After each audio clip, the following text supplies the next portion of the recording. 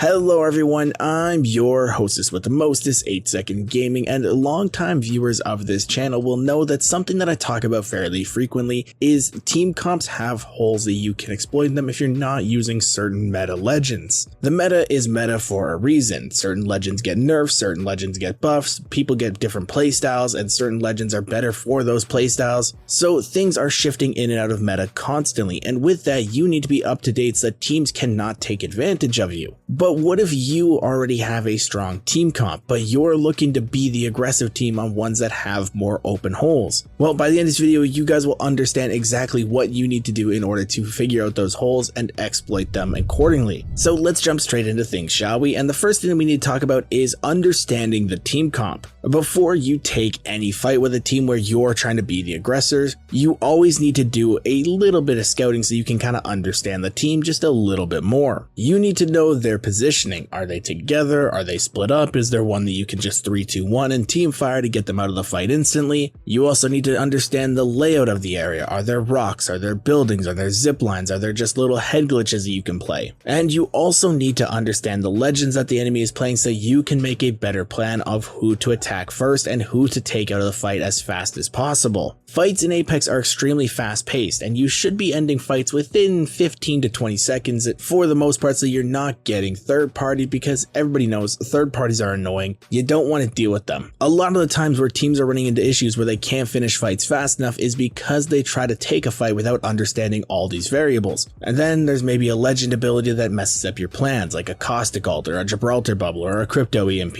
Or there was a rock that they can hide behind that you didn't know so your nades don't hit. By just taking a few extra seconds before opening up the fight, you will actually understand all the things you need to know and be able to finish the fights a lot faster. But okay, now that you've scouted out their team comp, you know who they're playing, you know kind of the area that you're in, you need to start to really understand the terrain and what legends you're playing, because certain team comps and certain legends don't really fight well in specific areas. Like, for example, say you're trying to siege a building and they have caustic. Do you have anybody that can counter that? Do you have a crypto on your team that can EMP beforehand? Do you have another caustic that can push through it? Because caustic is not affected by other caustic's gas. So they can push in, break the gas traps, and give you and your team a little foothold in the building. But if it's a really bad area for you and your team to fight, then it's not really worth taking that fight. The main reason that you really want to identify these specific areas is because if it's a bad area for your team to fight in and the other team's strong in that area, you don't really want to take that fight. I know this comes as a shock to a lot of players, but you don't have to push every single little fight in Apex. You can back off and wait for a better opportunity. And the sign of a good player is actually knowing when to disengage a fight, so don't be afraid to back off if your team isn't good in that area. Now, one of the most important parts about understanding where teams are good and where teams are bad is having a general idea of what every legend in the game does. And you also need a little bit of game sense to go along with that. And if you guys are looking to pick up that game sense, then you need to check out the GameLeap website right now. Over there, we have top level coaches creating the best courses and guides, all to make you the best Apex player you can possibly be. We have legend guides, you can start to understand the legends of the game. We have gun guides, we have VOD reviews, we have videos breaking down your favorite streamers and pro players so you can start to play more like them. So if you really want to get better at Apex and you want to start to dominate every lobby that you step foot in, click the link in the description, pick yourself up a membership right now. But jumping back into things, on the other hand, when you know that a team is strong, you also know where they are weak. Every legend has kind of a yin and yang in the game. They have their good spots and they have their weak spots. Now, for certain meta characters, it may not seem like they have any weak spots, but trust me, every character does. If you look at, say, like a defensive legend like Caustic, Watson, or Rampart, you'll know that they are typically strong in buildings. They can block doorways off, force choke points, make it really hard to push a team, but if you get them in a space that's more of an open area and they don't have a spot that they can really play, they just have a few little bits and pieces of cover, then you can basically circumvent all their strong points because you just have to take a little bit of a wider angle and you avoid the Caustic gas or the Watson fences. But for more offensive legends like Wraith, Octane Ash, Valkyrie, those types of people, you'll know that they're really good at pushing across open areas and getting teams from point A to point B. But they're not good at holding buildings. So if they get caught up in a spot where a team is sieging them, they really have no way to hold them and keep them out. They're just going to walk right through the doors. Every team has their weak points, so you need to identify the legends on the team, pinpoint those weak spots, and see if any legend on that team doesn't cover a specific area. So for example, say you see a team like Wraith, Ashe, and Valkyrie. That's a really offensive team. They're going to be running at people, but if you can get them in a building, they really have no way of stopping you. You can slowly choke them out, peek different angles, and eventually they will fall. And on top of pinpointing the weak spots in a team, you also need to identify something that I like to call high priority targets. These are the specific legends on team comps that are more important to the teams, legends like Gibraltar, Valkyrie, Seer in this meta, and if you're able to kill these, they will leave the weaker legends with more counters to be the last alive, and then they'll have to clutch up, which is a lot harder for them to do because they're not on a meta legend. Now I also want to make this very clear, when identifying these high priority targets, do not tunnel vision on them. Killing them is good, but you don't want to get yourself downed in the process either. If you cannot safely kill them, then do not worry about it. Switch your focus onto another target that you can safely kill, get them out of the fight, and then it's still a 3v2. If you were to tunnel vision trying to kill somebody like that, you might not even kill them and get yourself down in the process. That turns the tide of the fight, and your team is now basically screwed without you. Now, in the grand scheme of Apex and really identifying weak spots on teams, it kind of just comes with repetition. Putting yourselves in fights, seeing where teams are good, seeing where teams are bad, seeing where you can counter these teams, and then over time you will be building a database of how to basically fight every single team comp. Fighting teams in Apex is never black and white, it's never straightforward. There's always variables that go into things. The people that are playing the legends, is there third parties coming, the weapons that they're using, the weapons that you're using, are they on controller, are they on mouse and keyboard? There's a bunch of different stuff that goes into a fight in Apex. So this is basically just a checklist to help you identify what you need to be looking for before you go into a fight, so that over time you can be building up your own knowledge base and be able to apply that in game on your own fights with your own squad. But now I want to turn this over to the community and ask you guys a question. What is your favorite team comp to run right now? The second split of the season is almost over and people are really trying to hammer out the last little bit of their rank grind. So